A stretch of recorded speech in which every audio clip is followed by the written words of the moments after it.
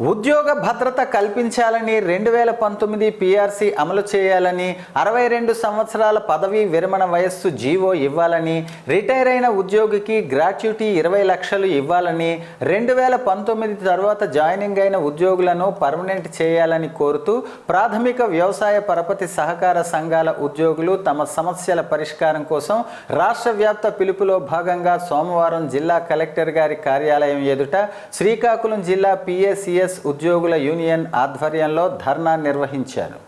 ఈ సందర్భంగా నాయకులు మాట్లాడుతూ ఆంధ్రప్రదేశ్ ప్రభుత్వ సహకార సంఘ ఉద్యోగులకు 1/3/2019 జారీ చేసిన జీవో 36 అమలు చేస్తామని జీవో విడుదల చేశారు. కానీ గత 5 సంవత్సరాలుగా ప్రభుత్వాన్ని ఎన్నిసార్లు విజ్ఞప్తి చేసినప్పటికీ జీవో అమలు చేయలేదన్నారు.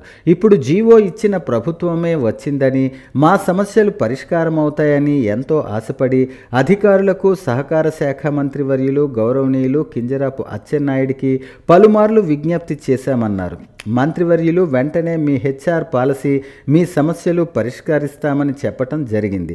అలాగే సహకార శాఖ కమిషనర్ శ్రీ ఏ బాబు మాత్రం కంప్యూటరీకరణలో భాగంగా డీసీటీ మరియు ప్రీ మైగ్రేషన్ చేయండి, మీ సమస్యలు పరిష్కరిస్తామనటంతో రాత్రనక పగలనక ఆర్సీఎస్ వారు ఇచ్చిన టాస్కులను రాష్ట్రమంతా పూర్తి చేశాం.